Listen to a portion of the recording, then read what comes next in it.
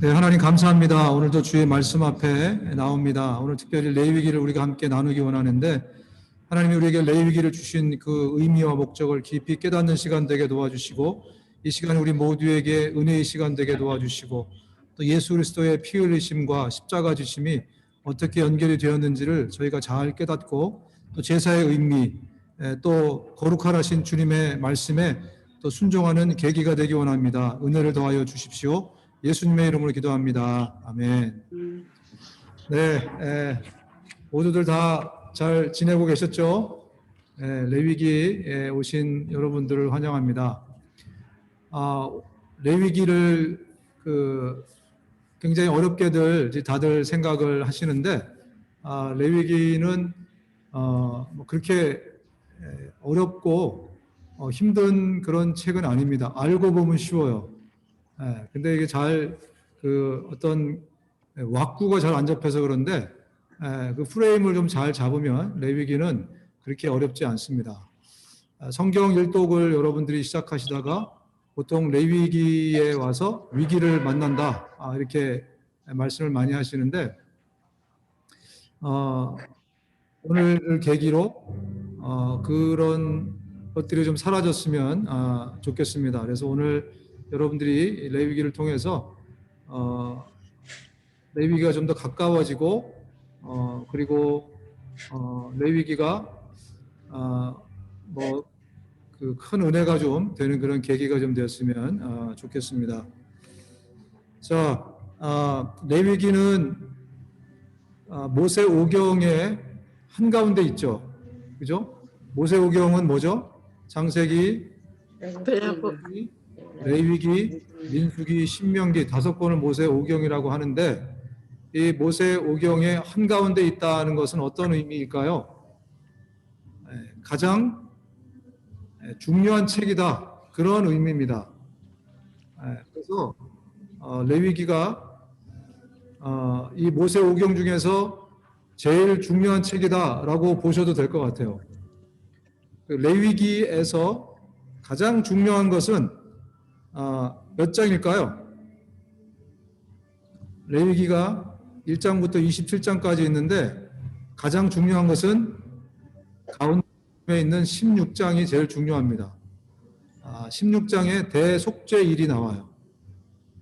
그래서 모세 오경에서 가장 가운데 있는 레위기가 제일 중요하고 레위기에서 가운데 있는 16장 대속죄일이 제일 중요하다. 이렇게 여러분들이 생각하시면 되겠습니다. 그래서 레위기는 모세 오경의 심장 같은 책이 바로 레위기입니다.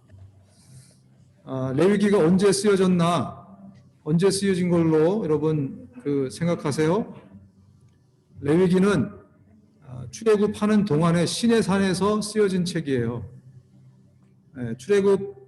저희가 지난번을 출애굽기를 생각해 보면 거의 2달에 걸쳐서 출애굽을 하지 않습니까? 50일, 그죠? 2달에 걸쳐서 어디까지 왔어요? 시내산까지 내려오지 않습니까? 그리고 거기서 시내산에서 11개월을 머무르게 돼요. 그리고 마지막 11개월쯤 됐을 때 성막을 이제 짓잖아요.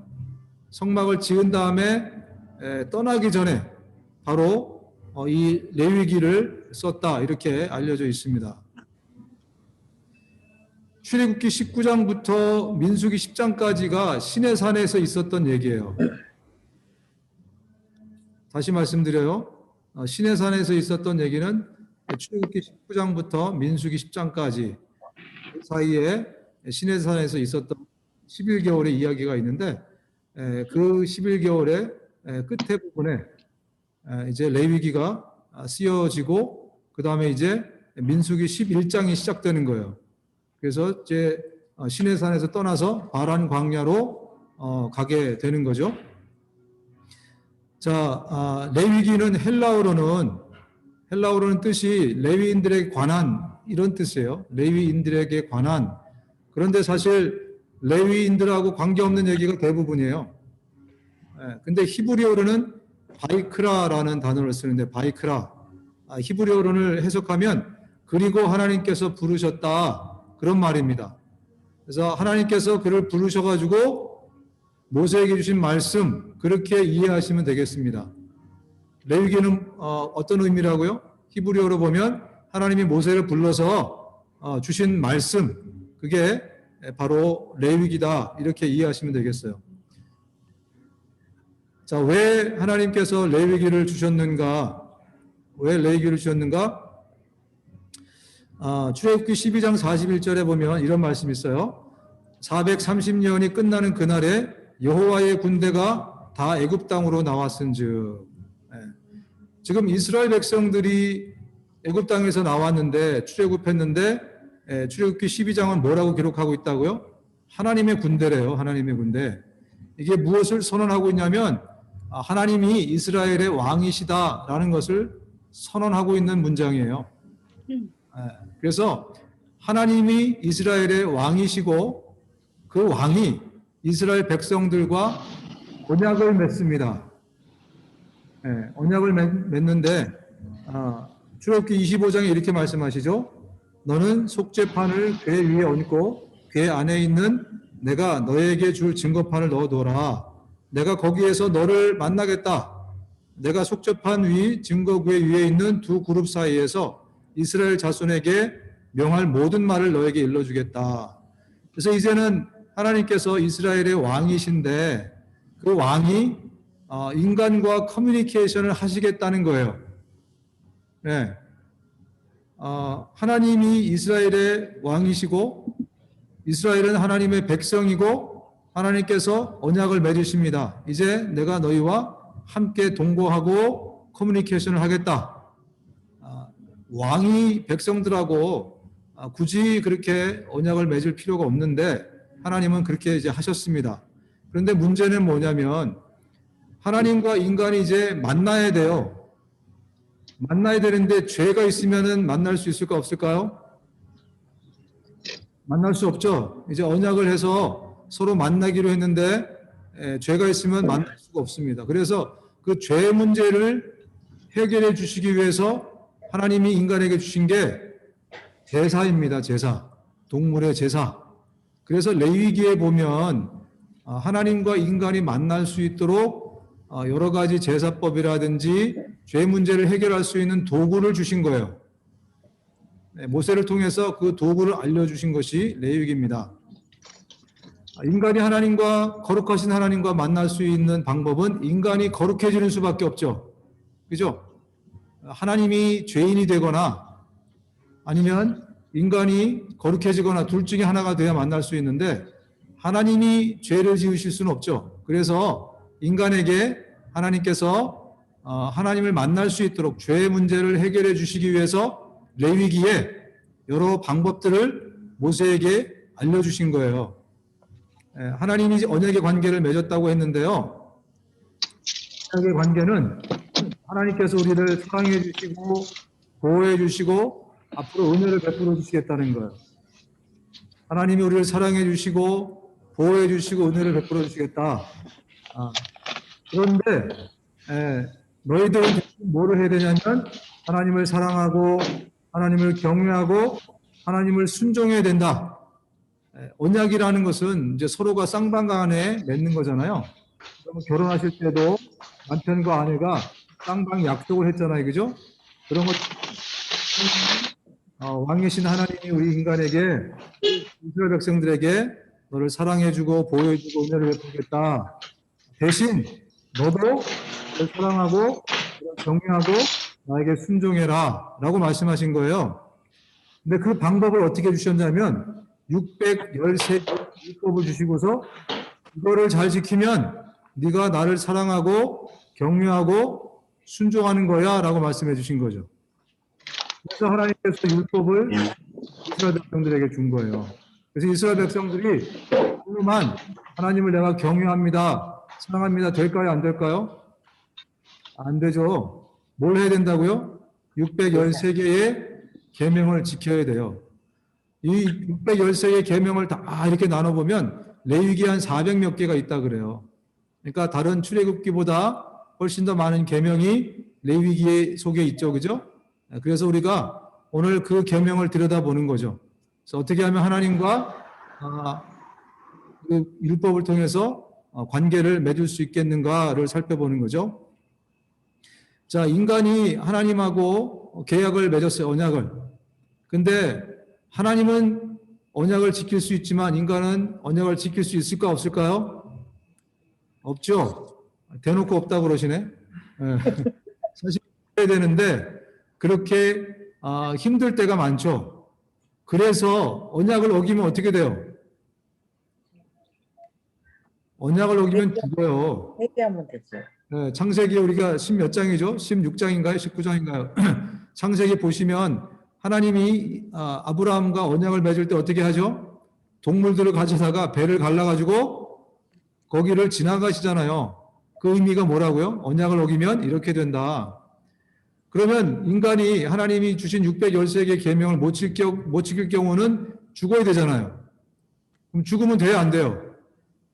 그러면 다시 인간을 또 창조하셔야 돼요. 다시 이스라엘을 또 시작하셔야 돼요. 그렇기 때문에 주신 게 뭐냐면 제사법이에요. 너를 안 죽일 테니까 대신 동물을 죽이자. 이래가지고 레위기 1장부터 27장까지 있는데 그 가운데 1장부터 저기 7장까지를 띄워가지고 1장부터 7장까지를 띄워서 제사법을 주신 거예요. 네. 다시 말씀드려요. 레위기는 1장부터 27장까지 있는데 1장부터 7장을 뚝 띄워가지고 우리 대신, 인간 대신, 이스라엘 백성들 대신에 동물을 또 다른 죄를 속할 수 있는 방법을 알려주신 것입니다. 자, 우리가 이 율법을 보면, 이 언약과 율법을 보면 이거는 구약 시대에만 워킹하는 걸까요? 신약 시대까지 같이 워킹하는 걸까요? 구약. 구약에만?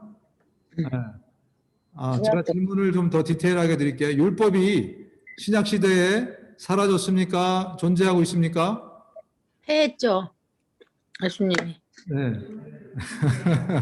자, 이번에 우리가 클리어하게 갔으면 좋겠습니다.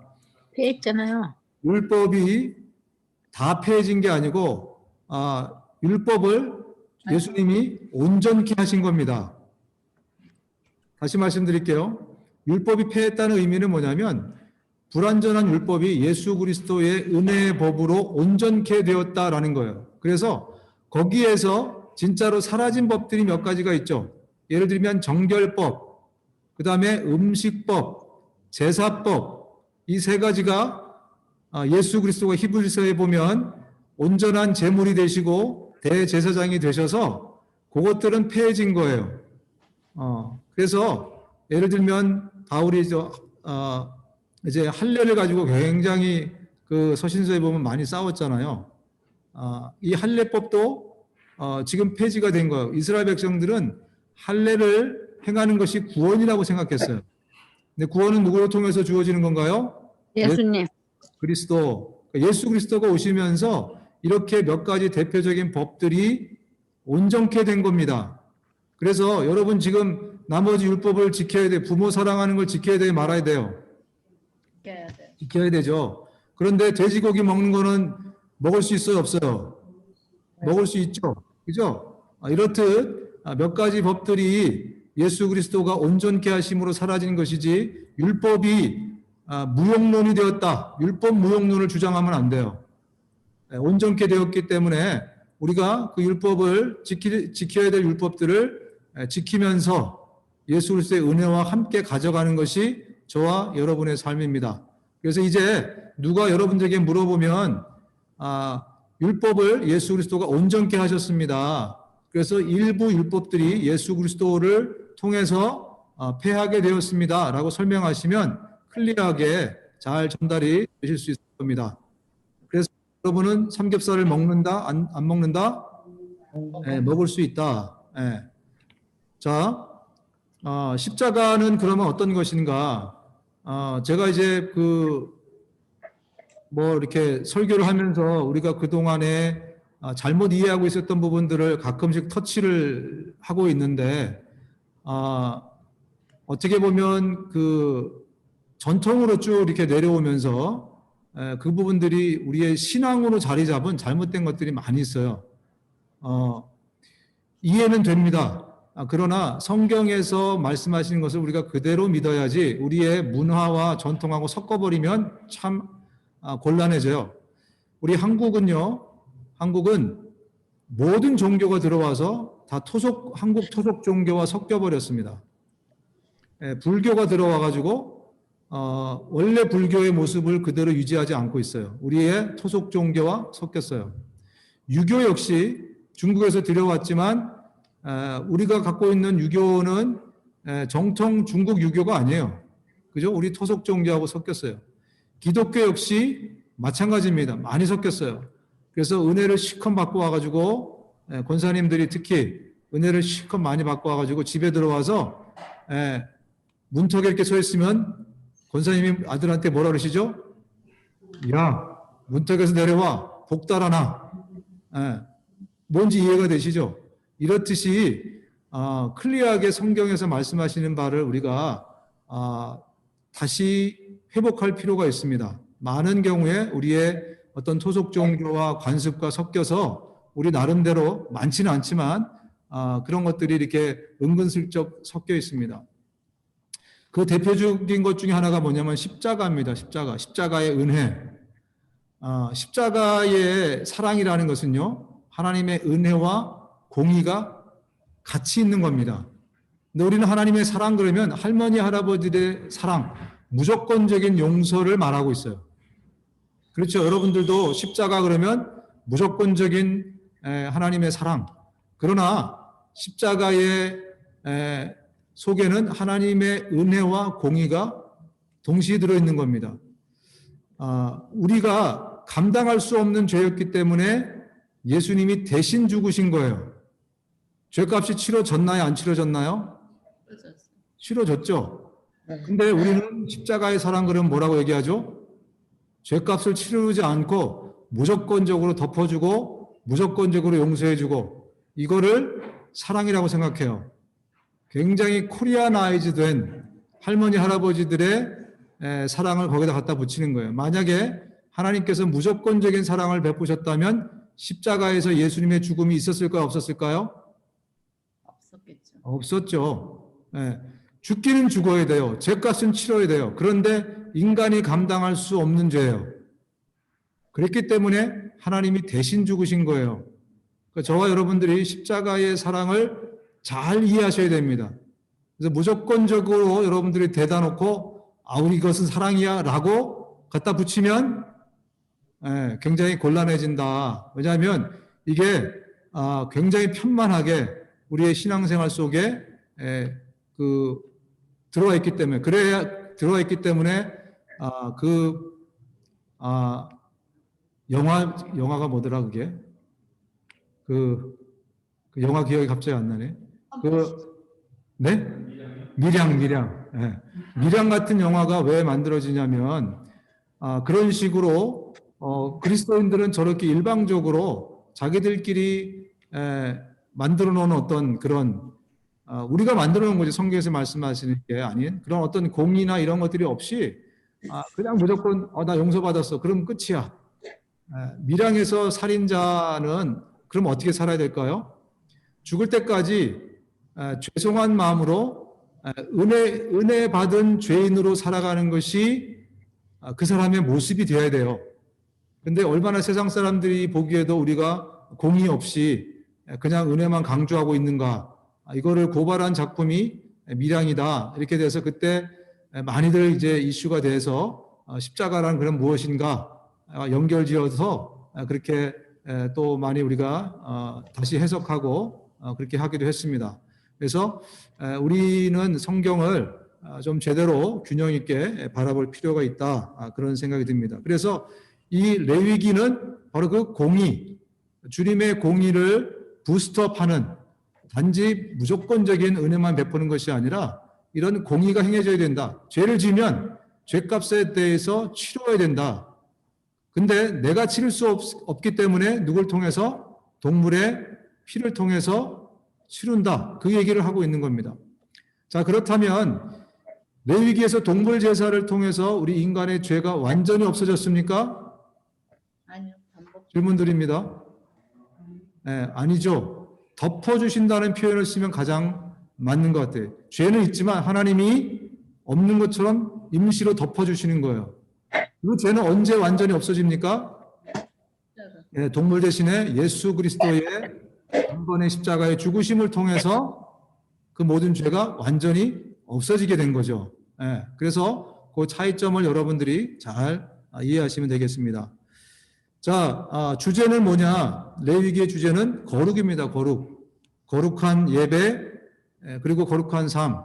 다시 말씀드리면, 거룩한 예배가 있어야, 제사가 있어야 하나님께 가까이 갈 수가 있어요. 우리 가까이 갔어요. 그럼 하나님하고 살아야죠? 그럼 어떻게 할 때 우리가 살 수 있죠?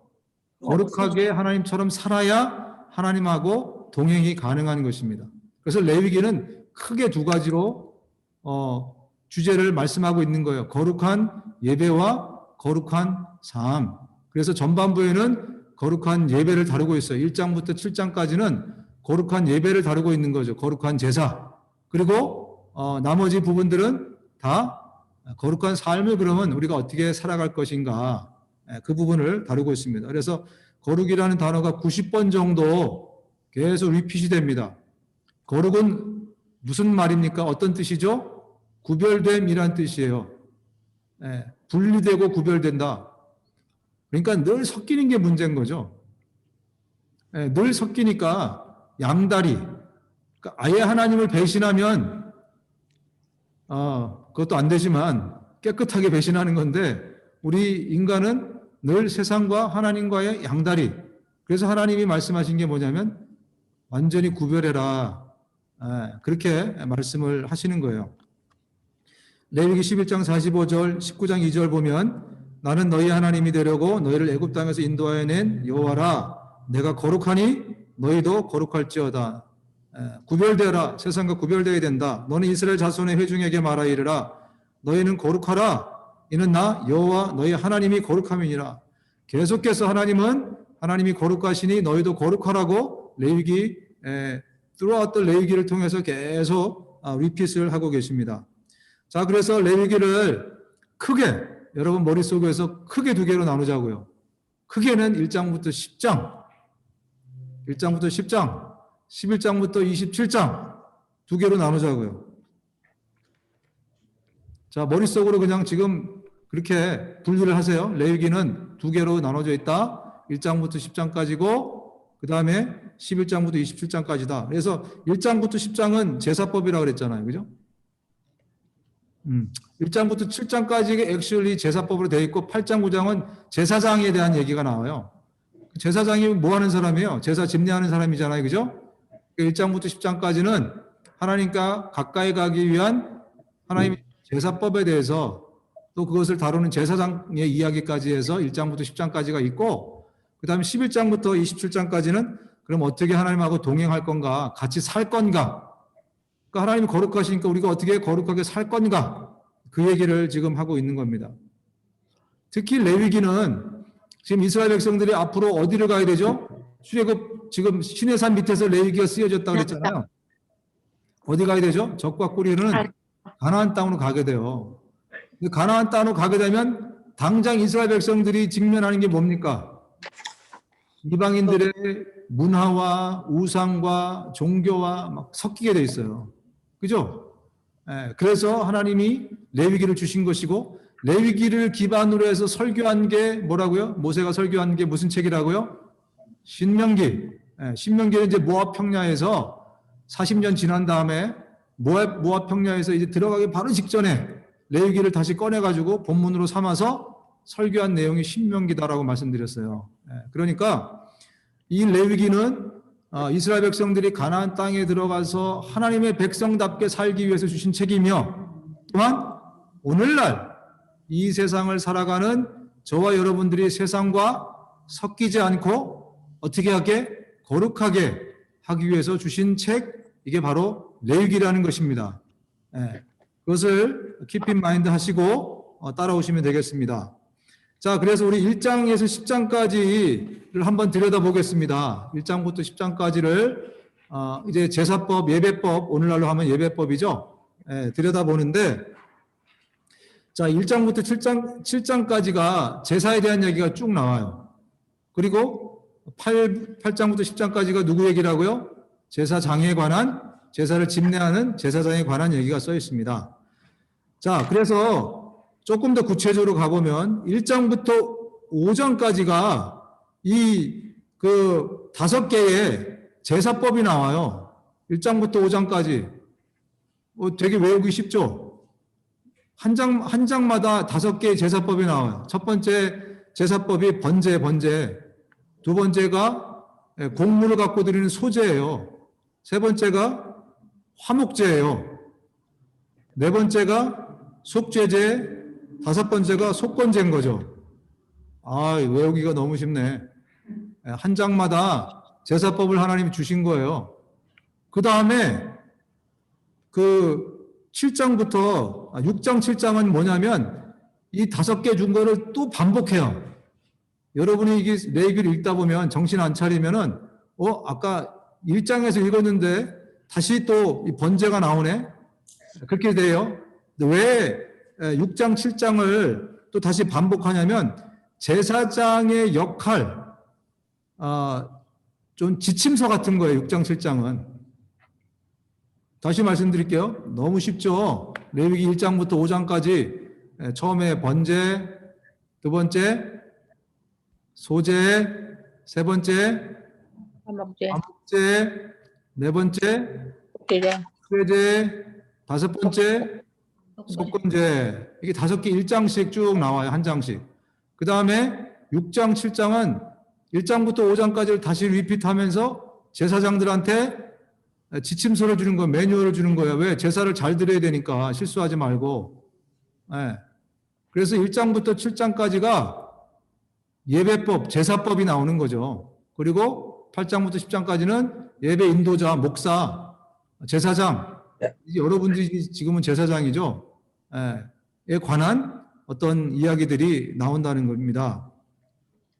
자, 이 동물 제사를, 소제 빼고는 이제 동물 제사를 드리는 거잖아요. 두 번째 소제 빼고는 번제도, 그 다음에 속죄제, 화목제, 속건제 다 동물을 가지고 제사를 드리는 겁니다. 이때 보면은요, 제사인, 제사 드리는 사람의 역할이 되게 중요해요. 이게 우리 예배의 모형이거든요. 이 제사법이 오늘날의 예배의 모형인데 제사장이 아니라 제사인이 굉장히 역할이 중요합니다. 일단 여러분 1장을 읽어보시면 번제가 나오죠. 그 레위기 1장에 이 번제를 드리기 위해서 소나 양을 데려와야죠. 어떤 소와 양입니까? 흠없는 거. 그죠? 또 죽은 건 안 돼요. 살아있는 거. 그리고 가축이어야 되는 가축. 그죠? 네. 그리고 비둘기도 있습니다. 그러나 일반적으로 소, 양 이런 것은 이제 가축인 거죠. 이 얘기는 뭐냐면 가장 좋은 것을 드려야 된다는 거예요. 내가 기르고 있는, 그래서 기를 수 없을 가난한 형편이면 비둘기를 잡아오는 거죠. 그죠? 근데 기본적으로는 흠이 없고 가장 좋은 것으로 하나님께 드리라는 거예요. 그러니까 아무거나 드릴 수 없어요. 그러면 제사인이 진짜 하나님을 경외하고 사랑하고 그렇게 해야 자기가 갖고 있는 것 중에 흠없는 최고의 것을 드릴 수 있다는 거예요. 예배라는 게 이런 겁니다, 여러분. 우리가 예배를 드릴 때 여러분들에게 지금 제가 헌금 내라 강조하는 게 아니에요. 오해하지 마십시오. 성경에서 뭐라고 말씀하느냐? 네가 나한테 어떤 것을 바칠 때는, 하나님께 바칠 때는 최고의 최선의 것을 바치라는 거예요. 그래서 우리는 어릴 때 그 정신을 배웠잖아요. 제가 어릴 때만 해도 저는 직접 봤어요. 저희 어머니가 10원짜리 옛날에 지폐였잖아요. 기억나세요? 다 제 세대 같은데. 네? 기억나시죠? 500원짜리 지폐 이런 거. 네, 10원짜리 지폐 기억나시잖아요. 그렇죠. 네. 그거를 제 눈앞에서 다리셨어요. 진짜로. 다리미로. 네? 그래서 하나님께 드렸어요. 왜? 액수가 문제가 아니라 최고의 최선의 것을 드리는 것, 하나님이 받으시는 것이 바로 그거라는 거예요. 그러면 최고의 것, 최선의 것을 드리지 않으면 어떻게 될까요? 레위기를 통해서 우리가 알아야 될 게 뭐죠? 안 받으신다는 거예요. 흠 있는 거 받으세요, 안 받으세요?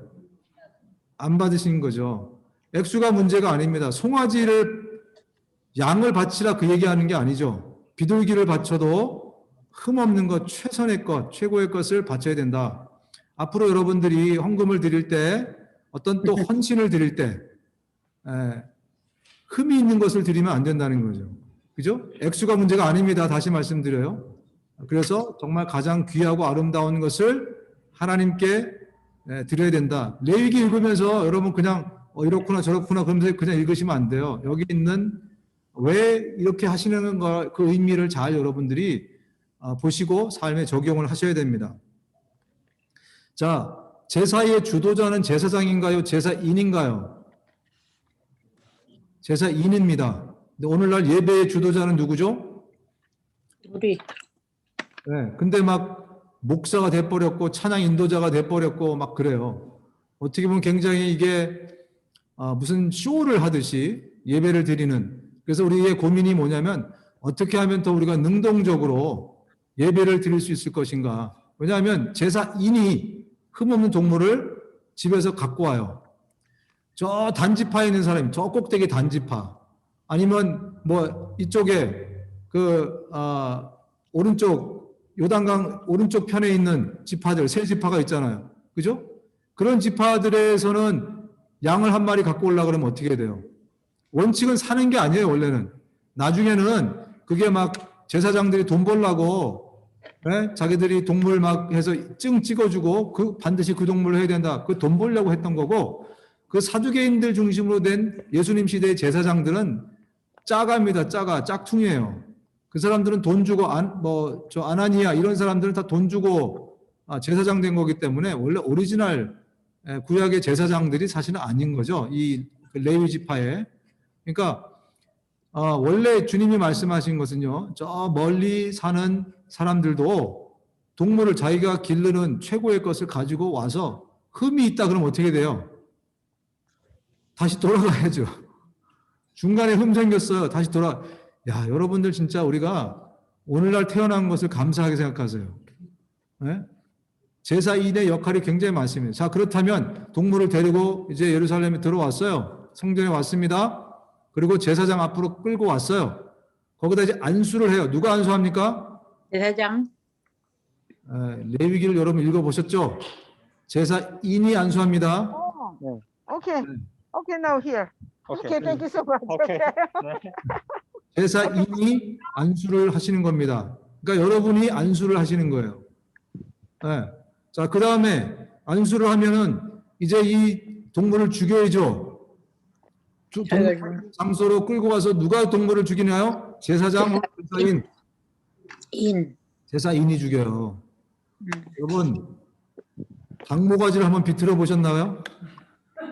우리는 닭모가지 한번 비틀어 본 적이 없는 사람들이에요. 그죠? 살아있는 생명체를 죽여본 적이 없는 사람인데 하나님이 이 과정을 제사인에게 맡기셨어요. 여러분이 누구를 죽여본 적 없으시잖아요. 그죠? 생명체를 죽여본 적도 없으시잖아요. 만약에 여러분이 양을 칼을 내리쳐서 여러분이 죽였다. 찔렀어요. 그럼 그 피가 어디로 튈까요? 사방에. 네, 내 얼굴에 그냥 팍 튈 겁니다. 그죠? 죽일 뿐만 아니라 어떻게 해야 되죠? 각을 떠야 돼, 각을. 누가 각을 뜹니까? 네, 제사인이 각을 뜨는 거예요, 내가. 여러분, 손에 피 묻혀보셨어요? 피린내라고 여러분 들어보셨죠? 그 역겨운 냄새. 내 죄 냄새입니다. 그러니까 하나님이 왜 제사를 제사인이 주도적으로 드리라고 했느냐? 내 죄가 얼마나 정말 역겹고 더럽고 부정적인 것인가를 경험하도록, 직접 경험하도록. 그래서 우리 예배는 그런 시간이에요. 내 죄가 정말 낱낱이 드러나고 내가 얼마나 역겹게 죄를 짓고 내 마음에 얼마나 역겨운 것들이 내 안에 있는 것인가, 이런 것들을 우리가 확인하고 회개하고 하는 시간이 바로 우리의 예배 시간이라는 거죠. 그리고 세척도 누가 해요? 피 묻은 거 어떻게 닦아야 될 거 아니에요. 깨끗하게 닦아서 그래야 제단 위에 올려놓죠. 그죠? 이것도 다 제사인이 하는 겁니다. 그러면 오늘날에 우리가 드리는 예배와 하나님이 원래 디자인하신 예배의 차이점이 뭐죠? 네, 굉장히 차이가 많죠. 그죠? 그래서 우리의 고민은 뭐냐면 현대 예배에도 어떻게 하면 우리가 주도적으로 예배에 참여할 것인가, 이게 우리의 고민이 되어야 됩니다. 자, 그래서 이 제사는 이제 이런 형식으로 이제 제사를 드리게 되고요. 자, 여자는 제사를 드릴 수 있을까요, 없을까요? 있어요. 예, 있습니다. 예.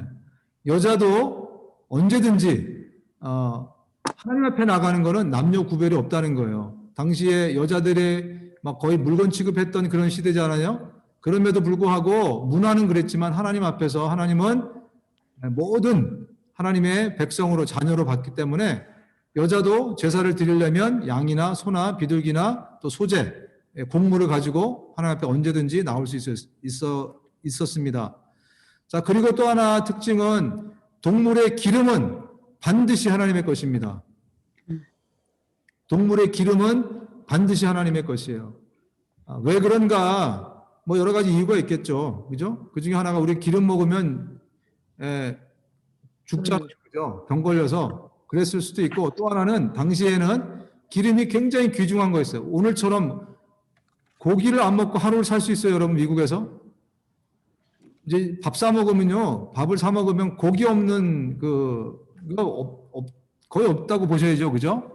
네, 베지테리언 뭐 이렇게 해서 뭐 요즘 그렇지만 뭐 하여튼 고기 안 먹고는 못 빼기는 그런 적이지만 당시에는 고기 먹는 일이 이런 그 축제 때나 먹는 거지 일반인들이 매일 고기 먹을 수가 없어요. 그렇기 때문에 기름은 굉장히 중요한 것이다. 또 이렇게 해석하는 분들이 있습니다. 그래서 하나님께 가장 소중한 것은 늘 하나님께 드린다.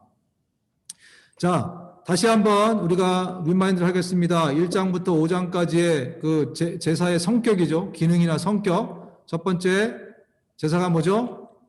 번제. 두 번째 교제, 세 번째 화목제, 네 번째 속죄제, 다섯 번째를 속건제, 저희가 한번 쭉 그 자세하게 한번 다뤄보도록 하겠습니다. 자, 번제, 첫 번째 1장에 나오는 번제는 뭐냐? 하나님 앞에 연기를 올려드리는 거예요. 이거 원어로 올라라 그래요, 올라. 올라가 무슨 뜻인가요? 올리다. 네, 올라가다. 네, 그래서 번제는 하나님 앞에 홀라당 태워서 연기가 올라가게 하는 거예요. 네, 그래서 동물을 가죽을 벗기고 그리고 내장을 다 한 다음에 살코기만 하나님 앞에 올려갖고 홀라당 태워서 연기가 올라가게 하는 우리의 죄를 속하게 하는 속죄의 역할, 혹은 우리의 온전한 헌신, 하나님 앞에 이렇게 온전하게 헌신을 합니다 라는 그러한 의미로 드리는 것이 번제입니다. 번제. 그래서 제사의 기본이 번제라고 보시면 돼요. 제사의 기본. 자, 두 번째는 소제입니다. 소제. 민하, 원어는 민하라고 하는데 하나님께 드리는 선물 혹은 예물, 그런 뜻이에요. 곡식으로 제사를 드립니다. 근데 여기에 특징은 뭐냐면 소금을 넣어야 돼요. 반드시 소금을 넣어야 되고, 그 다음에 누룩을 넣으면 안 됩니다. 소금을 넣고 누룩은 빼고, 그리고 여기다가 기름이나 향유를 첨가하면 더 좋다. 그래서 여유가 되면 기름이나 향유까지 집어넣어서 곡식으로 제사를 드려라. 이게 2장에 나오는 소제입니다. 자, 이거는 주로 이제 가난한 사람들이 동물이 없기 때문에 또 곡식으로 드릴 수 있도록 이제 드리는 겁니다. 자, 그래서 이렇게 드리고요. 세 번째는 화목제입니다. 화목제. 슐라밈이라고 하는데 샬롬에서 나왔다 그렇게 추측을 합니다. 샬롬이 뭐죠? 평화, 화목, 그런 거죠. 그죠? 그러니까 하나님과의 화목을 얘기하는 거예요. 그래서 이 화목제는 감사나 아니면 하나님께서 그 평강을 앞으로 주시도록 기원하는 그런 의미에서 드리는 제사가 화목제입니다. 그러니까 이거는 속죄 기능이 없어요. 하나님과 화목하고 이웃과 화목하고 감사하고 또 화목을 빌고 하는 그런 의미에서 드리는 게 화목제라는 거예요. 그래서 화목제를 드린다 하면은 번제는 홀라당 태워서 하나님께 다 드리지만 화목제를 드리면 고기의 일부를 돌려받습니다. 그리고 어떻게 하냐면 그 고기를 이웃들하고 나눠 먹어요. 그게 화목제의 특징입니다. 자, 4장의 네 번째는 속죄제, 하타트라고 하는데 하타가 죄라는 뜻이거든요. 그래서 죄 졌을 때 죄를 짓고 씻음을 받기 원할 때 그때 속죄제라는 제사로 드리는 거죠. 자, 그리고 또 정결하게 할 때 속죄제를 드립니다. 그리고 속건제는 뭐냐? 배상제라 그래요. 남한테 해를 끼쳤을 때 배상제를 합니다. 그래서 그 속건제를 보면 내가 약속을 했는데 안 지켰어. 그죠? 해를 끼쳤어. 그러면 20% 정도를 물어줘야 돼요. 하나님한테 해를 끼쳤다. 하나님한테 맹세를 하고, 그러면 제사를 드린 다음에 거기에 대한 어떤 그 배상을 이제 성전에다가 바칩니다. 근데 인간에게 해를 끼쳤을 때는 어떻게 하냐면 먼저 인간에게 배상을 먼저 하고 제사를 드리도록 했어요. 그래서 예수님도 마태복음에 보면 네가 예물을 드리다가 내 형제하고 뭐 원망 듣는 일이 생각나거든 예물을 내려놓고 가서 먼저 화해하고 와라 그렇게 말씀하시잖아요. 그죠? 그것처럼 먼저 인간에게 배상을 합니다. 그토록 이렇게 어떤 공의적인 면들이 성경에는 굉장히 철저하다는 것을 우리가 좀 기억해야 될 필요가 있습니다. 그래서 속건제는 배상제고 하나님에게나 인간에게 어떤 해를 끼쳤을 때 드리는 제사다. 자, 그래서 이제 형식적으로 보면 지금 우리가 본 거는 어떤 성격이죠. 그래서 성격이나 기능적으로 보면은 뭐 번제, 그 다음에 자 외우세요 여러분들이 번제, 그 다음에 소제, 화목제, 화목제, 속죄제, 속죄제. 예. 이거를 형식적인 면에서 보면은 거제, 요제, 전제, 화제가 있습니다. 그래서 이거는 그냥 상식적으로만 알아두시면 될 것 같아요. 거제는 재물을 높이 드는 것을 거제라 그래요. 그리고 요제는 높이 들어가지고 흔드는 거예요. 흔드는 거. 앞뒤로 흔들거나 좌우로 흔드는 거. 그다음에 전제는 피나 기름을 붓는 거예요. 그래서 내가 디모데후서에 보면 전제와 같이 내가 벌써 부어지고 떠날 날이 가까웠다 이렇게 고백하잖아요. 그죠? 내 피가 앞으로 지금 디모데후서는 유언서잖아요. 마지막 사도 바울이 맨 마지막에 순교하기 직전에 어떻게 순교했죠? 사도 바울은 십자가에 못 달렸죠. 왜냐하면 로마 시민이었기 때문에 대신 목이 잘렸어요. 피가 흘려졌죠. 그러니까 사울은 자기가 어떻게 죽을 것을 바울은 알고 있었던 거죠. 그래서 내가 번제같이 피를 붓는 것처럼 내 피가 이제 부어지게 되는 거죠. 그거가 전제라는 겁니다. 그 다음에 화제는 불로 태우는 것을 화제라고 합니다. 그래서 형식으로 나누자면 거제, 요제, 전제, 화제가 있다. 이렇게 해서 1장부터 우리가 지금 7장까지를 쭉 한번 돌아봤습니다. 자, 이제 8장부터 10장까지를 보면 제사인도 중요하지만 제사를 집례하는 제사장이 굉장히 중요하다는 것을 이제 우리가 알 수 있는데요. 그래서 출애굽기 29장하고 레위기 8장에 보면 누구를 제사장으로 할지에 대해서 하나님 말씀해 주세요. 누구죠? 아론과 자녀들이 제사장이 됩니다. 자, 그래서 제사장의 준비물이 있어요. 준비물은 대제사장의 준비물은 대제사장의 의복, 또 위임식을 위한 기름, 속죄를 위한 수송아지, 숫양 2마리, 무교병 한 광주리, 이렇게 그 준비를 합니다. 그리고 대제사장이 먼저 죄가 있으면 돼요, 안 돼요? 안 되잖아요, 그죠? 그러니까 먼저 정결례를 해야 됩니다.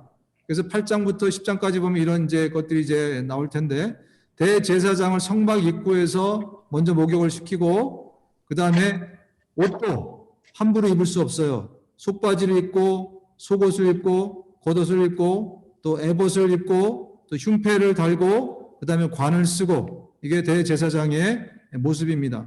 그리고 위임식할 때 기름을 이제 바르는데, 성막과 성물에 먼저 바르고, 또 제사장의 머리에다 이렇게 바릅니다. 그리고 이제 속죄제를 드립니다. 대제사장이 양의 머리에 안수를 한 다음에 죽이고, 그 다음에 피를 제단 뿔에다 바르고, 남은 것은 제단 밑에다가 다 붓습니다. 그리고 기름을 태우고, 그 다음에 고기와 내장과 가죽은 진 밖으로 가져가서 밖에서 태우면서 대제사장이 먼저, 제사를 인도하는 대제사장이 먼저 정결케 되는 의식을 갖습니다. 자, 왜 이렇게 대제사장이 그 복잡하고 또 한편으로 중요하고 한가? 왜냐하면 레위기에서 대제사장은 살아있는 성막이에요. 살아있는 성막을 상징합니다. 인격화된 성전이라고 보시면 돼요. 대제사장은. 자, 그래서 여러분 그림이 나와 있죠? 그죠? 그림을 그 다음 장인가에 보시면은 대제사장이 밑에서부터 이제 옷을 입고 있어요. 속에는 세마포를 입고 있고요. 제일 밑에 흰색이 보이죠? 다리 위에. 그 다음에 석류와 금방울이 있어요. 근데 이 석류와 금방울은 아무렇게나 만들면 안 돼요. 청색, 자색, 홍색 실로 이걸 만들어야 돼요. 이것으로 석류를 만들어서 달아야 됩니다. 그러면 색깔이 청색도 있고, 뭐 홍색도 있고, 자색도 있고, 아주 그런 울긋불긋하겠죠, 그죠? 근데 이 실을 어디에도 쓰죠? 청색, 자색, 홍색 실을 휘장을 만들 때도 씁니다. 성막을 만들 때도 써요. 자, 제가 무슨 얘기를 드리는지 잘 힌트를 여러분들이 가졌으면 좋겠어요. 그리고 성막의 모든 문을 만들 때에도 휘장과 이런 것들을 만들 때 이 색깔을 씁니다. 자, 겉옷을 보면 겉옷은 청색 실로 만들게 돼 있어요. 출애굽기 29장, 39장 보시면은. 근데 성막의 안쪽을 덮을 때에도 청색 실로 만든 것을 가지고 덮습니다. 이게 뭐냐면 제사장의 옷하고요, 성막하고 똑같아요. 만드는 사람도 똑같고 재료도 똑같습니다. 무슨 얘기냐? 성막과 제사장은 같이 간다는 거예요. 하나는 살아있는 거고 하나는 그냥 물건이지만 이것은 같이 간다는 겁니다. 그래서 이게 왜 중요하냐면 예수 그리스도가 대제사장이면서 성전이잖아요. 그죠? 바로 그것을 하나님이 미리부터 여기에 메시지를 넣어서 우리에게 가르쳐 주시는 것입니다. 앞으로 오실 예수 그리스도, 그분은 대제사장이면서 살아있는 성전이다 라는 것을 가르쳐 주시기 위해서 미리부터 이 제사장의 입는 옷과 여러 가지 것들을 똑같이 성막을 만들 때에도 똑같이 써서 동일시로 그렇게 만드신 겁니다. 그래서 제작자도 같고요, 성막과 재료도 같고, 또 12지파를 상징하는 흉패, 또 이거는 성막에 있는 진설병, 또 하나님의 말씀을 상징하는 우림과 둠밈, 흉패 안에 있는 우림과 둠밈은 또 성전 안에 있는 십계명, 돌판이죠. 이것과 같고, 또 기름 부은 거나 성결케 할 때도 제사장을 성결케 하는 거나 성전을 성결케 하는 거나 똑같아요. 모든 형식이 똑같습니다. 왜? 두 개는 동일한 거니까. 하나는 살아있는 거고 하나는 그렇지 않은 거고, 그러나 동일한 존재라는 것입니다. 자, 이 레위기에는 거룩의 개념이 조금 더 세분화가 되어 있어요. 거룩하다는 것은 거룩한 게 있고 우리는 속된 거 두 개만 있잖아요. 우리 머릿속에는. 근데 레위기에는 세 개가 있어요. 거룩한 게 있고 속된 것에는 정결한 것과 부정한 것으로 나눠져요. 그러니까 거룩한 것, 정결한 것, 부정한 것 이렇게 세 개가 나눠져 있는 거죠. 그래서 거룩한 게 세속화가 되면 어떻게 되죠? 부정해져요. 근데 부정한 게 정화를 시키면 정결해져요. 근데 정결한 것이 아니라 거룩하게 되려면 다시 이것을 성별해야 돼요. 구별해야 됩니다. 무슨 얘기인지 아시겠죠? 몰라. 그래서 세 가지의 개념이 있다는 컨셉을 가지고 레위기를 보셔야 여러분들이 레위기가 이해가 되실 겁니다. 그래서 레위기에는 거룩과 정결의 개념이 있고 또 부정의 개념이 있다. 그래서 부정한 것은 정화시키면 정결하게 되고 거기서 끝이 아니라 성별해야 그래야 거룩한 것이 된다는 거죠. 그리고 정결한 것도 오염이 되면 부정하게 되고 또 거룩한 것도 세속화가 되면 이제 세상 것과 섞여버리면 부정하게 된다는 거죠. 그리고 이 정결함에는 등급이 있습니다. 가장 정결한 사람으로 따지면 제사장이 가장 정결해요. 그 다음이 이스라엘 사람들이에요. 그 다음이 이방인입니다. 이게 성경에 나오는 개념인 거죠. 희생제물이 동물 중에서는 가장 정결한 거예요. 그 다음에 정결한 동물들이고 그 다음에 나머지 모든 동물들. 또 가장 정결한 곳은 어디죠? 성소. 이스라엘에서 가장 정결한 곳은 성소고 그 다음이 이스라엘 땅이고 그 다음에 온 세상 나머지 구역인 거죠. 그러니까 다들 이 성전이 있는 이스라엘로 향하는 거예요. 거기가 가장 거룩한 땅이고 정결된 곳이니까. 그 다음에 날로 보면 속죄일이 대속죄일 16장에 나온다 그랬죠. 대속죄일이 가장 중요하고 그 다음에 안식일, 그 다음에 절기들, 그 다음에 평일 이런 식으로 레벨의 등급이 다 나눠져 있습니다. 자, 그래서 지금 1장부터 저희가 10장까지 왔어요. 1장부터 7장까지 보면은 1장부터 5장까지는 하나씩 전부 다 번제, 소제, 화목제, 속죄제, 속건제 이렇게 해서 1장부터 5장까지 있고 그 다음에 7장, 6장, 7장은 제사장들을 위해서 그걸 다시 한번 리핏합니다. 5개의 제사를 리핏하고 그 다음에 8장부터 10장까지는 제사를 드리는 제사장, 대제사장에 대해서 이야기를 하고 있습니다. 그래서 우리가 1장부터 10장까지 띄었어요, 지금. 자, 그래서 11장부터 15장까지 갑니다. 11장부터 15장까지 가면 이제 일상에서의 정결 규정에 대해서 나오는데 뭐 음식 먹는 거, 출산, 또 피부병, 유출병 뭐 이런 것들에 대해서 쭉 이야기를 하고 있습니다. 자, 이스라엘 백성들이 지금 이제 이 레위기를 받은 다음에 이제 민수기 10장이 시작된다 그랬잖아요. 민수기 10장.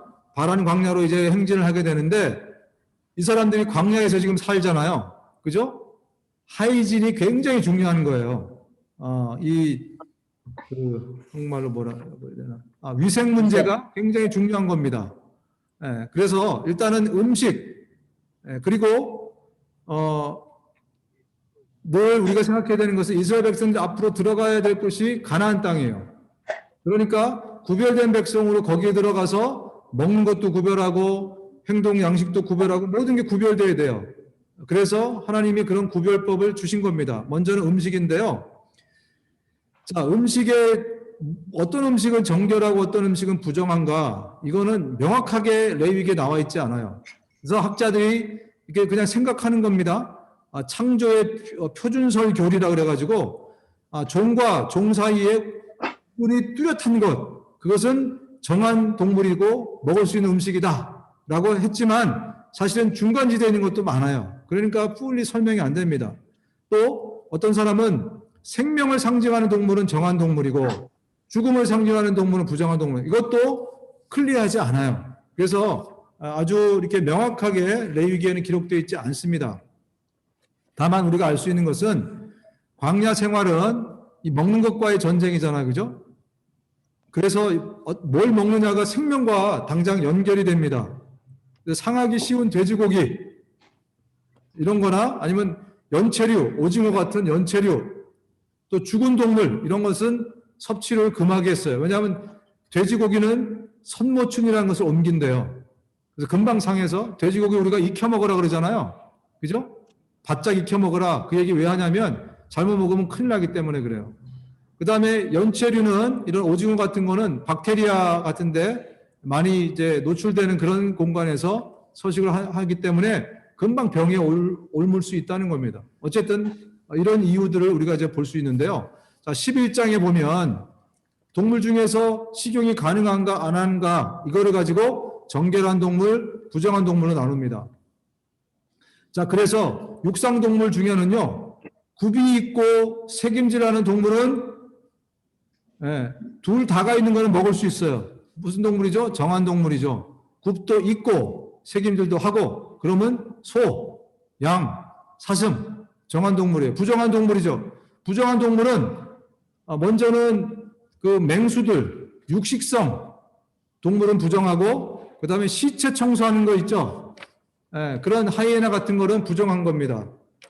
그 다음에 둘 중에 하나가 없으면 또 안 돼요. 굽도 있고 색임질도 해야 되는데 굽만 있거나 색임질만 하거나 그러면 또 부정한 동물이에요. 그런 동물 돼지, 토끼, 낙타, 사반 그런 동물은 둘 중에 하나가 없어요. 그래서 부정한 동물입니다. 먹을 수 있어요? 없어요? 레위기에서는 없죠. 지금은 마음껏 드세요. 수중동물 보면 지느러미, 비늘이 다 있어야 정한 동물이에요. 지느러미도 있고 비늘도 있고 그래서 붕어, 잉어, 향어, 도미, 농어 이런 것들은 둘 다 있답니다. 근데 여러분들이 좋아하시는 장어 없어요. 둘 중에 하나가. 고등어 없고 보고 고등어도 부정한 거네. 문어, 조개, 상어 맛있는 건 다 부정한 거네. 자, 이런 종류가 있고요. 그 다음에 곤충이나 조류에 대해서 나오는데 이거는 정결한 기준이 없습니다.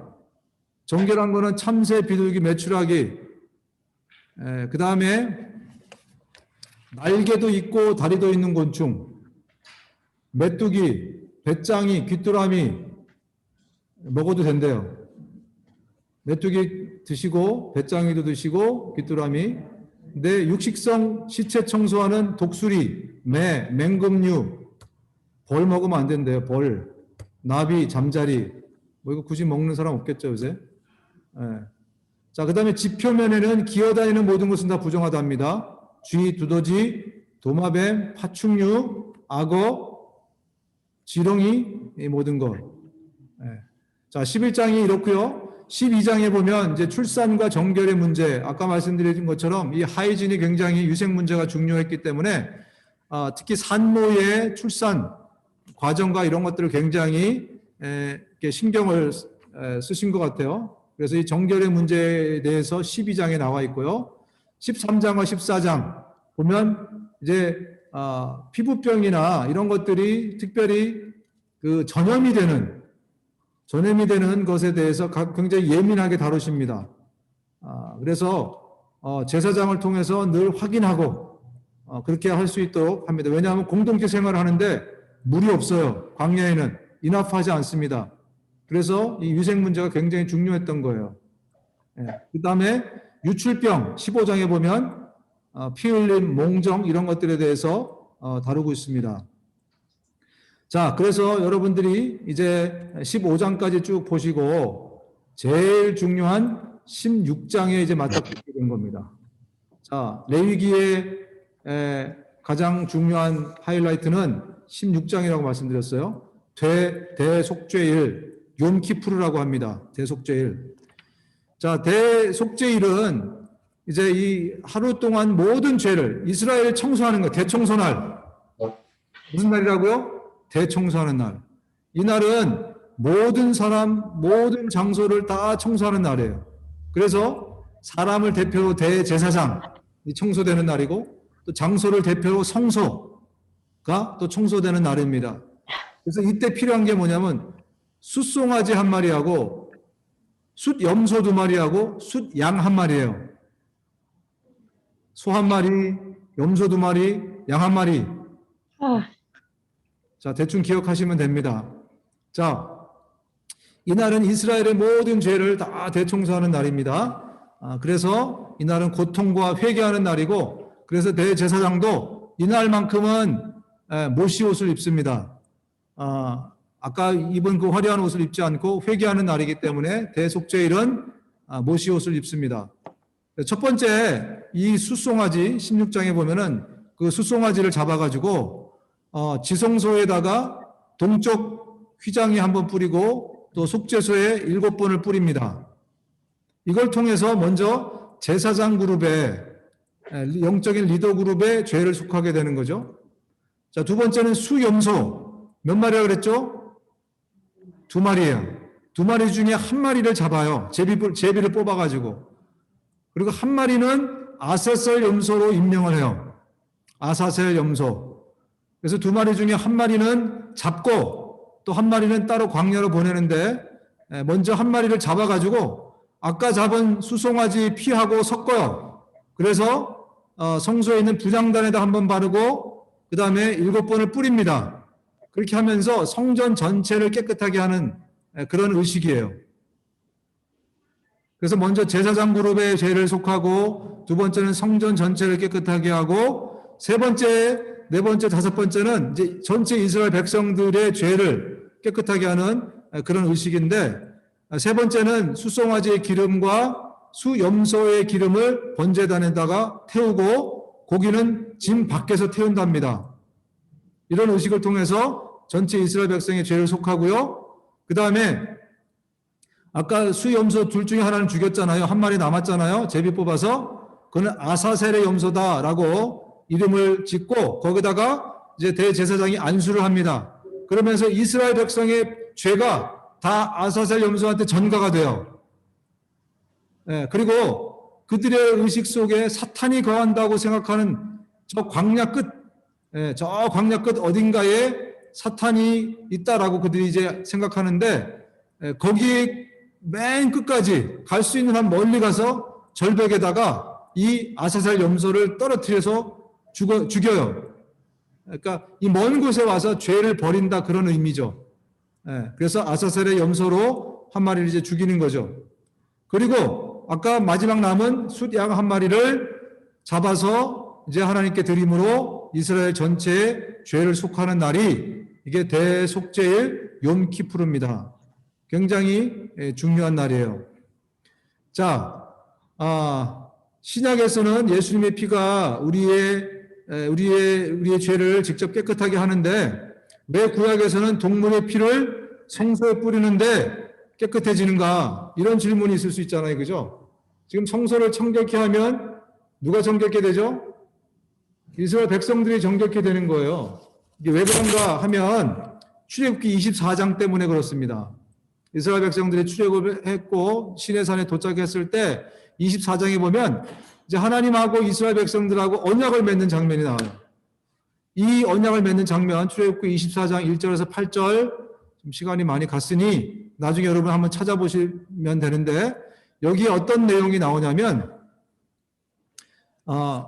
소를 24마리를 잡아갖고 피를 받아내요.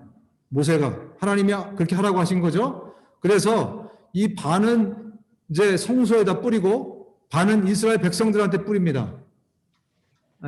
그러면서 어떤 이 피를 언약의 피라고 나와 있어요.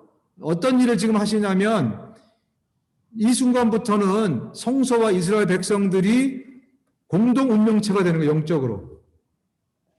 그래서 피의 반은 성소에, 피의 반은 이스라엘 백성들에게 막 뿌리는 거죠. 그래서 이제부터 성소와 이스라엘 백성들은 하나가 된 거예요.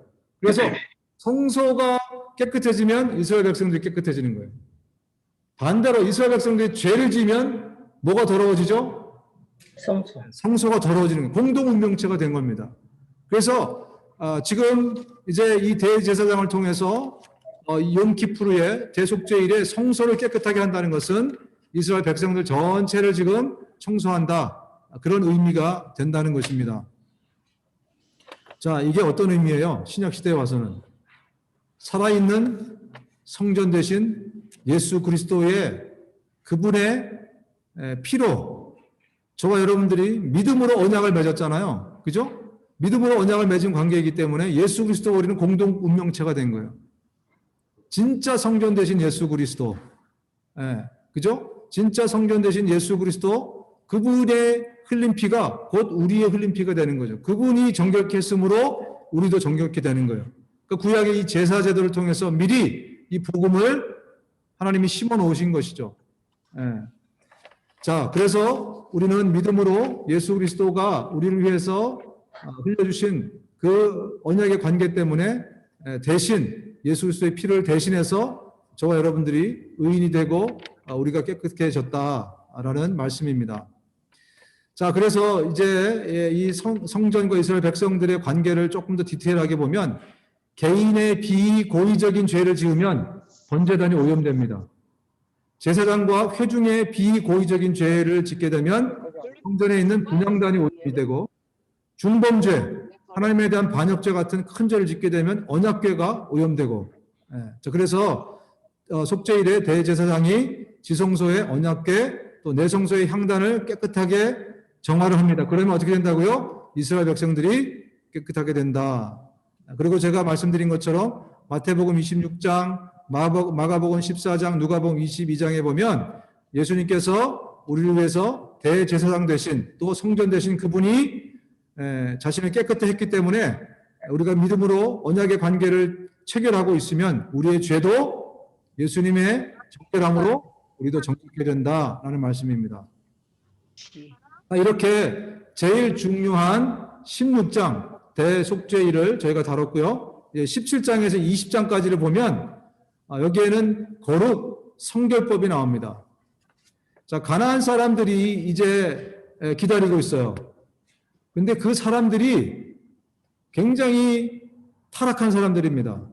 자, 레위기를 여러분 한번 찾아보십시오. 18장 6절에서 10절입니다.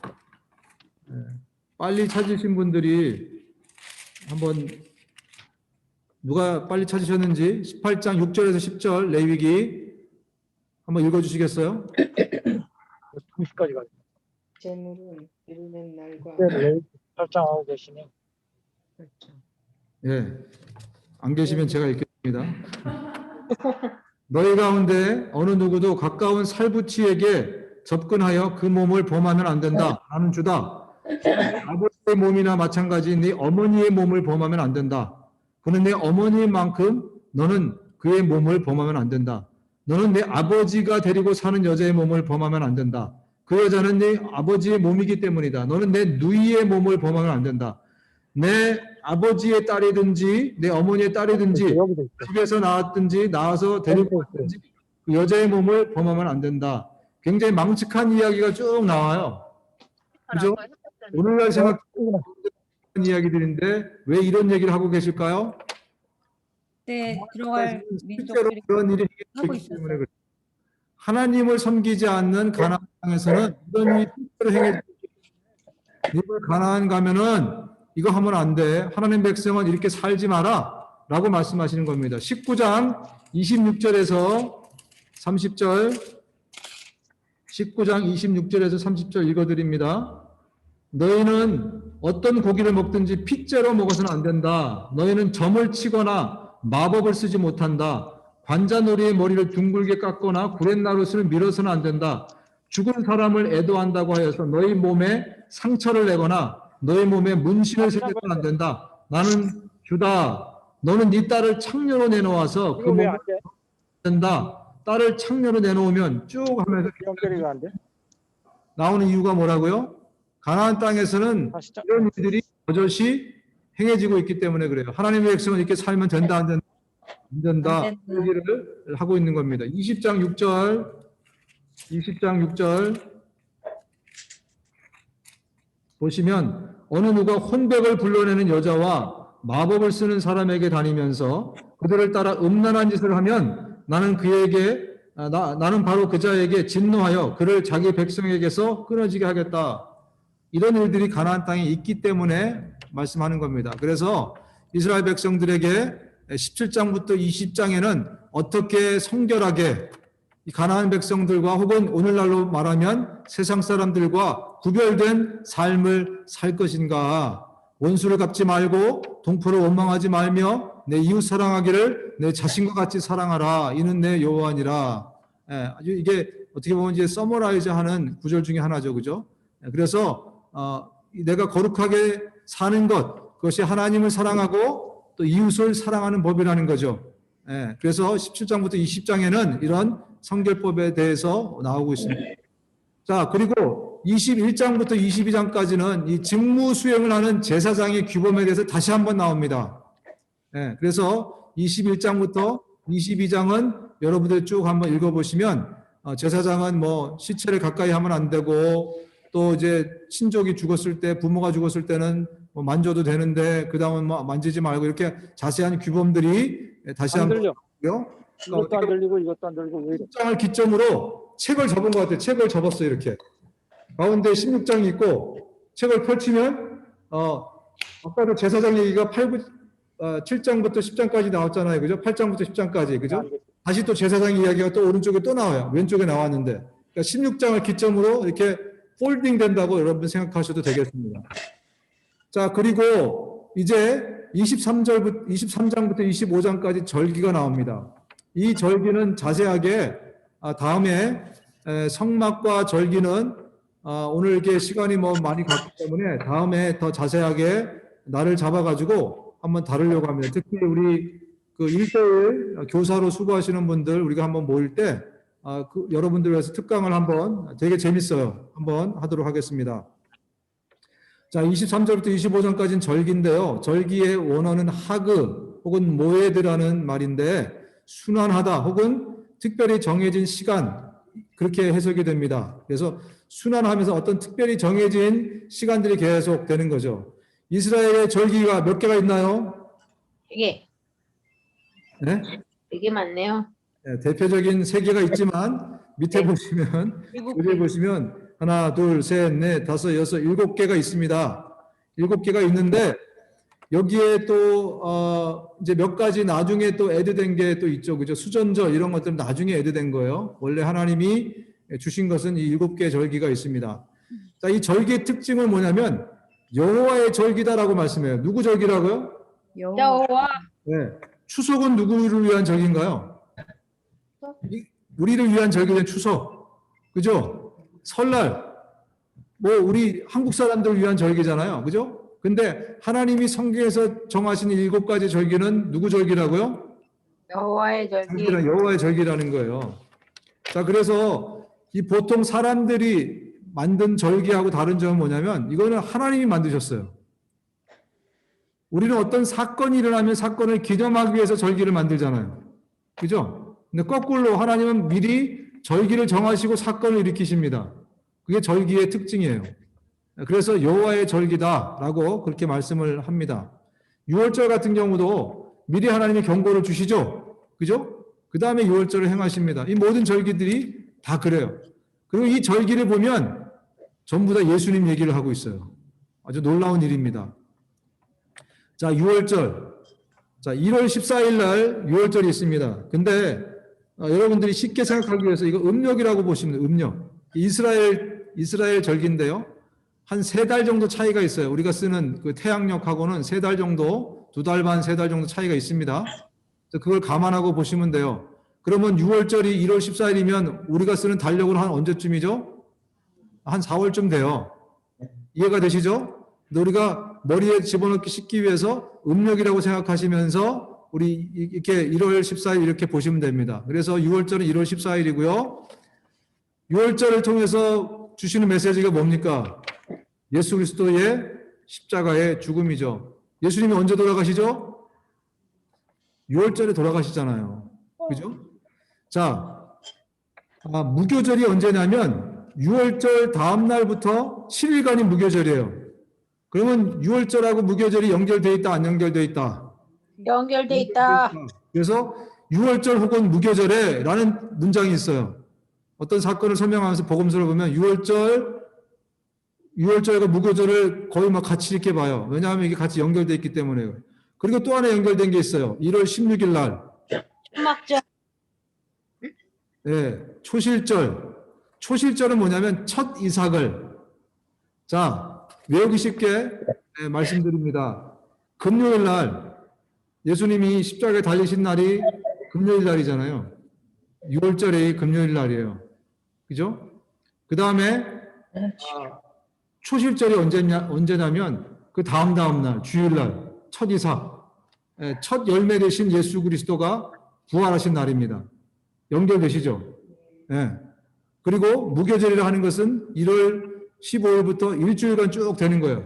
unleavened bread, 누룩 넣지 않는 빵을 먹으면서 경건하게 지내는 날들이 일주일 동안 이어진 겁니다. 그래서 무교절, 유월절, 초실절이 다 연결되어 있고 이 모든 것은 예수님의 죽으심과 부활하고 연결된 절기가 바로 유월절과 무교절, 초실절입니다. 자, 그리고 1호부터 6월절로부터 50일째가 뭐냐면 오순절이에요. 그래서 펜타코스테라는 것은 50이라는 뜻입니다. 50. 그래서 펜타코스테는 오순절을 얘기하는 거고 그때 이 첫 보리를 추수한다고 해서 맥추절이라고도 하고 77절이라고도 얘기합니다. 같은 말이에요. 오맥칠 같은 말입니다. 이것은 6월절부터 언제 뒤에? 50일 뒤에. 네, 이때는 성령께서 오순절에 강림하시잖아요. 그죠? 그러니까 이 모든 절기들은요, 하나님이 플랜하신 거예요. 제가 굉장히 중요한 말씀을 드리는 겁니다. 절기들은 우연히 만들어진 게 아니라 하나님이 플랜하신 거예요. 자, 그러고 보면 나팔절은 언제냐? 나팔절은 그들에게 설날이에요. 신년. 신년은 7월 1일입니다. 나팔절은 무슨 날인가요? 그리스도가 강림하는 날이에요. 여러분 지금 뭘 기다리고 계세요? 예수님의 재림을 기다리는데 그들이 기념하는 날이 언제라고요? 7월 1일이라는 거예요. 차이가 몇 달 나죠? 우리하고? 3달. 그럼 예수님이 언제 재림하시는 거예요? 만약에 그래서 어떤 분들은 심각하게 우리가 때와 시를 알 수 없잖아요. 그죠? 그럼에도 불구하고 이제 이것에 굉장히 인투되어 있는 사람들, 이거 봐라. 하나님은 절기를 다 플랜하시고 그 계획에 맞게 하나님의 일을 이루고 가시는 분이다. 성령도 오순절에 오시지 않았냐. 예수님도 6월절에 돌아가셨다. 그죠? 하면서 예수님 언제 오신다. 그러면서 10월쯤에 오실 것이다. 라고 얘기하는 분들이 계세요. 여러분 마음대로 알아서 이제 판단하시기 바랍니다. 자, 대속죄일은 7월 10일에 있습니다. 아까 말씀드린 제일 중요한 다이아몬드의 다이아와 같은 그 레위기의 대속죄일 16장에 있는, 다른 건 다 잊어먹으셔도 레위기 16장의 대속죄일은 여러분 잊어먹으시면 안 됩니다. 자, 그리고 추수감사절인 초막절이 7월 15일부터 7월 22일경. 그래서 만약에 여러분들이 성지순례를 하면 제일 좋은 날이 그러니까 10월 정도에 가는 게 제일 좋다고 하는 이유는 하나가 뭐냐면 초막절이 그때 있기 때문에 이때가 되면 이제 전 국민의 축제잖아요.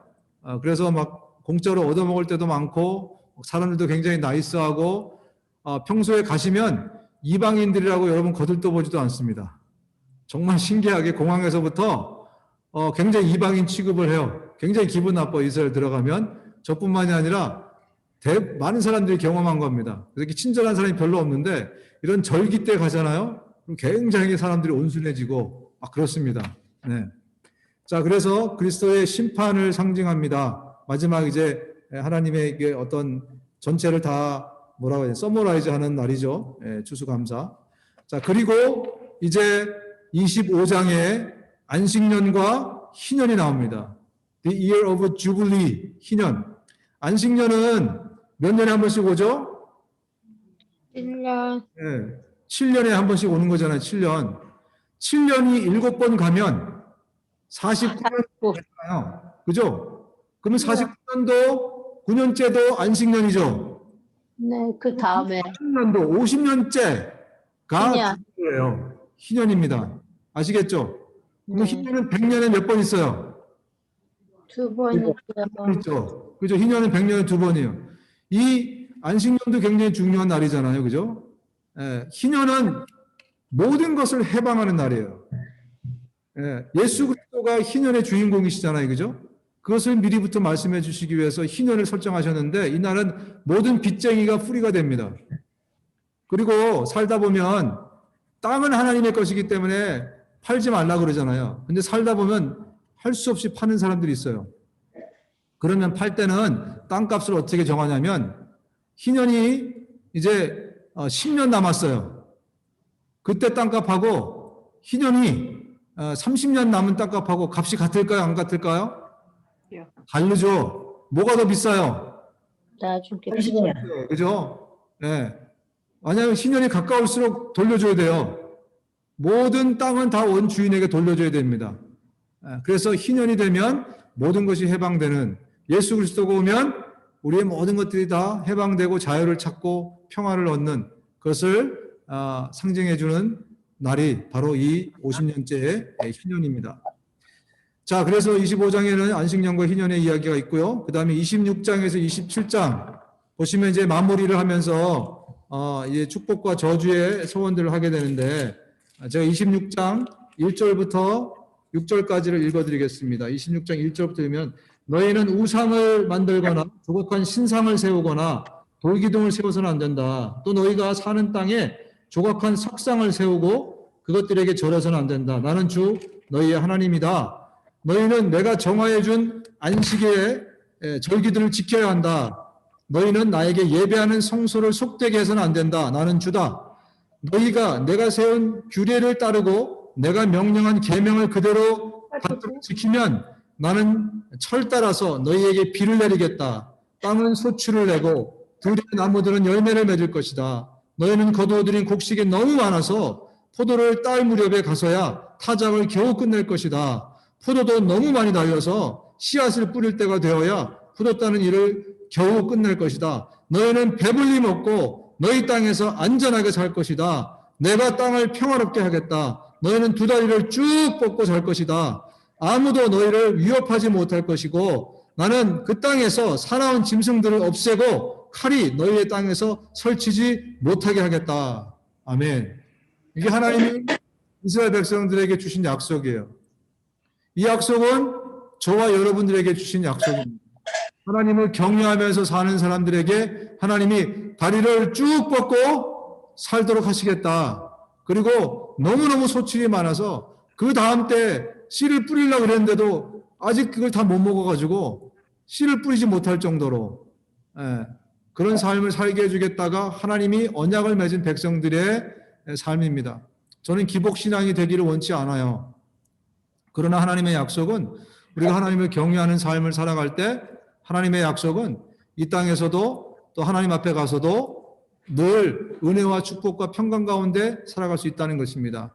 물론 하나님의 목적에 따라서 또 때로 우리가 교만할 때 하나님 우리에게 채찍을 가하실 것입니다. 그러나 기본적으로 하나님이 저와 여러분들에게 주시기 원하는 것은 윤택함이고 평안함이고 기쁨이고 감격입니다. 여러분들이 하나님의 언약의 백성으로 살아갈 때 하나님이 주신 약속이라는 거죠. 그래서 여러분들이 이것을 정말 믿음으로 받으시고 저와 여러분들도 하나님께서 말씀하신 이 율례, 이 율법과 또 복음과 정말 주의 말씀을 따라서 우리가 잘 살 수 있는 우리 모두가 되었으면 좋겠습니다. 자, 이제 시간이 되었으므로 제가 기도하고 브레이크아웃 세션으로 여러분들이 나눠주시고 오늘 나눈 내용들을 같이 또 함께 나누시고 또 질문 있으면 서로 질문해서 우리 임재인 씨한테 보내주시면 제가 그것에 대해서 답을 가지고 또 전체에게 한번 알려드리도록 하겠습니다. 이제 다음에 레위기 다음에 뭐죠? 신명기 있죠. 민수기. 네, 그렇습니다. 이제 민수기 할 때 여러분들이 또 미리 좀 공부하시고 이렇게 하시면 또 잘 도움이 되실 겁니다. 제가 기도하고 브레이크 세션으로 나누도록 하겠습니다. 하나님 감사합니다. 우리를 언약 백성으로 삼아주시고 정말 주님께서 주님을 경외하며 살아갈 때 복과 은혜를 철철 넘치도록 주시겠다고 하나님이 약속해 주셔서 감사합니다. 주님의 약속이므로 우리가 그 약속을 붙들고 하나님의 백성답게 주의 말씀대로 살겠습니다. 연약하고 넘어질 때마다 다시 일어나겠습니다. 우리를 도와주시고 주의 사람으로 살게 인도하여 주시옵소서. 무지를 일깨워 주셔서 정말 말씀에 실력 있게 도와주시고 제대로 똑바로 알고 말씀대로 살아갈 수 있는 우리 모두가 되게 붙잡아 주시옵소서. 레위기를 또 마칠 수 있게 도와주시는 데 감사드리고 예수님의 이름으로 기도합니다. 아멘. 네, 이제 브레이크아웃 세션으로 여러분들 나눠가시고 또 조장을 잘 이렇게 정하셔가지고 잘 나누시고 또 헤어지시기 바랍니다.